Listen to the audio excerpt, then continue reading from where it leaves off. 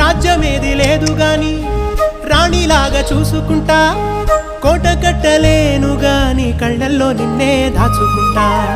రాత ఎట్లా రాసి ఉన్నా ఆ మార్చి నీతో రాసుకుంటా, స్వర్గమంటూ ఉన్నదంటే అది నీతోనే ప్రతిరోజు పంచుకుంటా.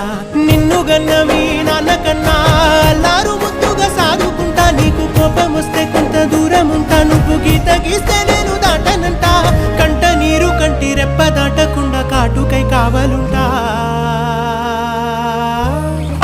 రాంబాయి నీ మీద నాకు మనసాయనే, ఏనాడు నిన్ను వీడిపోని నీడైతనే.